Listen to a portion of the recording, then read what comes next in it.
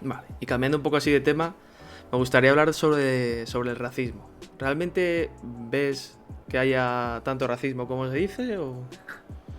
Joder. Romero Podcast. Cada pregunta que me has hecho es un podcast en sí. Auténtico. Ay, pregunta profunda. A ver. Sí, profunda. Volvemos No, a lo que acabo de tratémoslo por decir ahora encima, mismo. tratémoslo por encima. Es una cuestión con muchos factores. Y como es con muchos factores, es muy difícil el explicarla de manera holística, de manera global. Sí, ¿no? ¿Existe racismo? Sí existe racismo en Estados Unidos. Existe racismo en Estados Unidos como existe en España. Sí, Como claro. existe en cualquier nación, ¿eh? Hmm. O si no, vete a preguntarle a los ingures estos en China, los chinos que están así mezclados del este, que son musulmanes y que los están metiendo en campos de concentración. Sí, total. Por el hecho de ser quienes son, por etnia o condición. El racismo existe en todos los lugares. En Estados Unidos existe, no hay ninguna duda. ¿Qué pasa? A ver cómo lo puedo decir de manera breve y que un poco haga a la gente entender. En Estados Unidos, por la historia que tienen, y por el origen, el tema del racismo es muy difícil de tratar. ¿Por qué? Pues porque hay dos hechos fundamentales que quiero mencionar y que el segundo muy rara vez se menciona en esta gente, en medios españoles o de otros lugares, y que juega un papel fundamental. Por supuesto, el primero es el hecho de que hubo una esclavitud en el territorio, porque no olvidemos que España también fue un estado esclavista, como lo fueron todos los estados europeos. Uh-huh. En la primera colonización y en la segunda ni hablamos. Europea siempre. Es un estado, es un país en el que la esclavitud estuvo en el territorio y fueron los miembros del mismo los que se la infligieron a otros posteriormente miembros del mismo.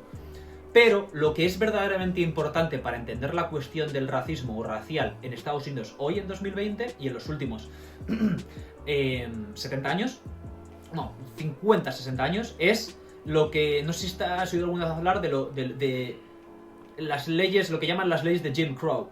Básicamente, lo que vino después. O sea, a Estados Unidos como nación, en lo que a racismo se refiere, lo que de verdad les jodió no fueron los 200 años de esclavitud, fueron los 100 años posteriores a la esclavitud.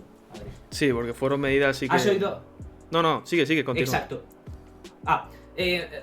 ¿Por qué digo esto? Pues porque en realidad el sistema que hoy tienen, que hace que haya tantas desigualdades entre unas razas y otras, es consecuencia de esos 100 años posteriores a la abolición de la esclavitud, después de la Guerra Civil Estadounidense, en 1860... Bueno, la emancipación creo que es el 63, pero luego hay una guerra, el 66... Bueno, en los 1860s, que no tengo ahora mismo el dato concreto, me lo tenía que haber mirado para dar el pero bueno, lo miráis en Google, amigos de Romero Podcast. El año concreto. ¿Qué pasa? Que automáticamente en esos 100 años hubo un esfuerzo específico por los estadounidenses de raza blanca de poner cortapisa, de limitar, de censurar los derechos de los nuevos ciudadanos a todos los efectos estadounidenses de raza negra.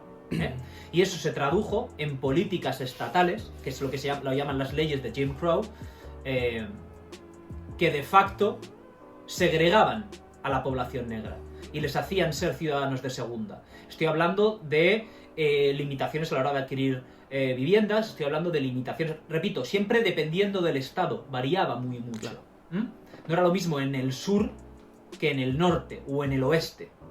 Sí, porque hay zonas donde especialmente hay más racismo, ¿no? En plan, no recuerdo qué zona exactamente, pero el sur creo que era, ¿no? No, el sur no, perdón. Claro, en el... No, sí. En el sur, bueno, es que más racismo, a día de hoy, el pintar el mapa geográfico del racismo es bastante complejo, porque la definición de racismo en Estados Unidos ha cambiado recientemente, que esto da para un podcast en sí, solo lo que es el concepto de racismo, como ellos lo ven, desde determinadas estructuras académicas, que permea en toda la población posteriormente, especialmente en los sectores progresistas.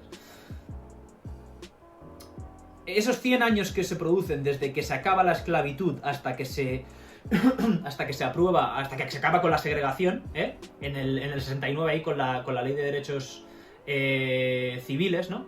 Con la Civil Rights Act, que deja automáticamente a los negros de serse que los... Joder, me estoy liando. Que los hace no estar más segregado. Sí, como ser ciudadanos de segunda. En términos legales. Exacto. En términos legales. Luego, posteriormente, hay 50 años ahí, ¿qué tal? Esos años son los que más daño hacen a la relación entre blancos y negros y al racismo en Estados Unidos, por lo que te comentaba.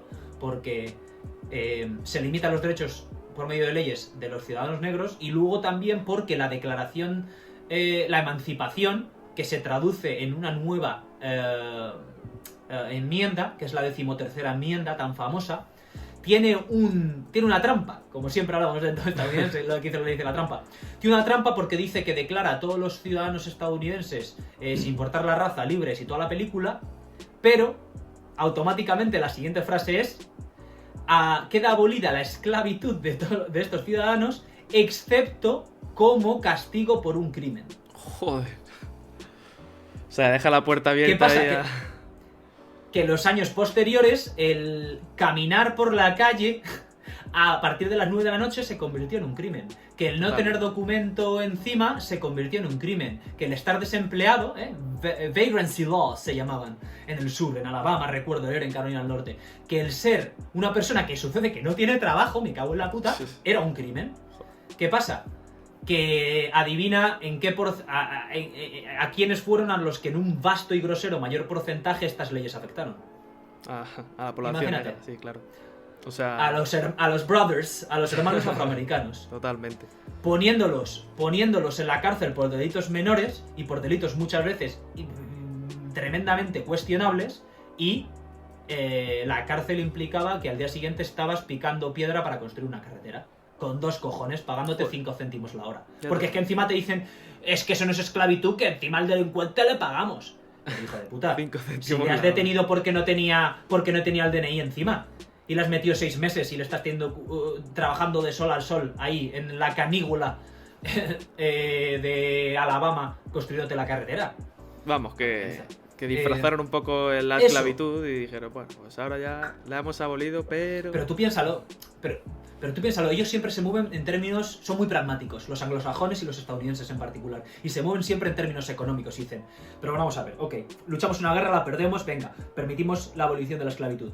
Pero yo tengo un negocio de azúcar o de tabaco en el que mis costes fijos en personal son aproximadamente 0.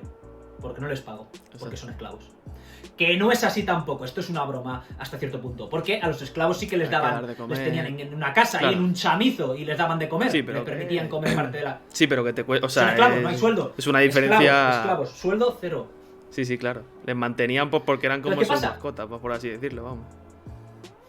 No, eran bienes inmuebles. Exacto. Como el que tiene una tricotadora o el que tiene una cosechadora. Totalmente. Para arar el campo. Esto suena mal, suena lamentable, pero es la condición humana, desgraciadamente, y nuestra historia hasta sí, es lo hoy. Que fue, vamos. Bueno, en muchos lugares hoy.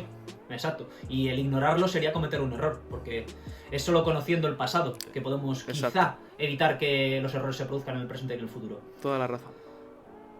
Entonces, claro, pues a esos tipos, a esos potentados que tenían una empresa o unos campos con los que vivían en su mansión victoriana allí en el sur, al día siguiente se les cayó el chiringuito de la noche a la mañana. Entonces, claro, utilizaron su poder, su influencia como élite económico, intelectual o social y contribuyeron a que los políticos desarrollaran este tipo de leyes. ¿Qué pasa? Que el problema viene en que esas leyes, todo eso, queda anulado de manera legal en los años 60, el 68-69, y luego, eso por un lado, que obviamente en 50 años no se solucionan 300 años de injusticias.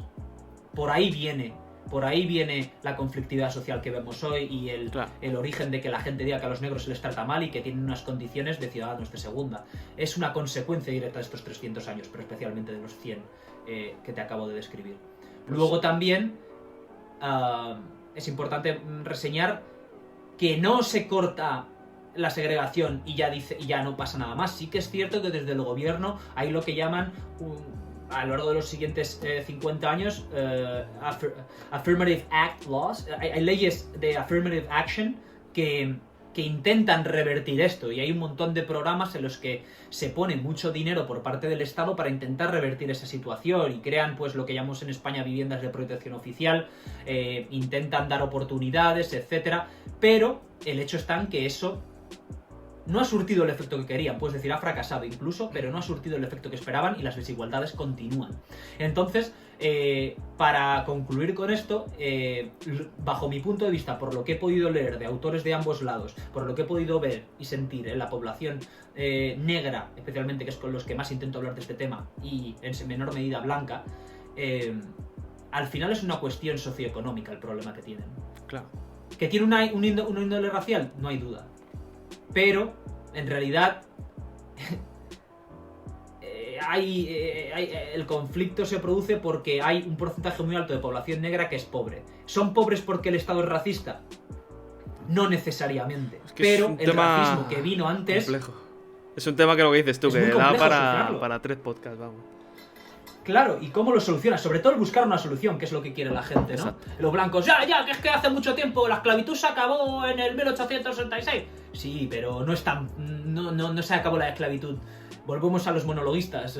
Louis C.K. dice, no es que se acabó la esclavitud y al día siguiente todo estaba bien, como esa ñorda que te cae así, como nada, dice él, ¿no? Esto es mucho más complejo y no se soluciona así. Y lo más grave de todo, y que eso ya sí que es algo directamente racista, es lo que llaman el racial bias, lo que viene siendo la parcialidad racial.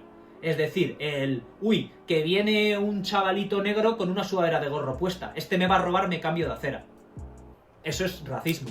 Sí. Pero eso ¿cómo lo cambias? Ese es el mayor racismo que hay, se mueve en esos términos, ¿sabes? Y que está demostrado. Pero tú, ¿cómo cambias eso? ¿Cómo cambias algo que es muy complicado, individual y cultural? ¿Cómo lo cambias?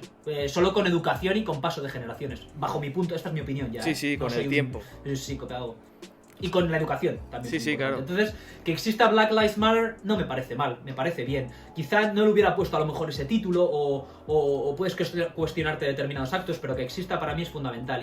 Y que la gente negra tiene que seguir luchando para que esa convivencia por medio de la educación y del entendimiento vaya progresando es fundamental. Entonces, así es un poco ya como lo veo yo, para cerrártelo. Vale, para ir cerrando un poquito, que se nos está yendo de las manos ya.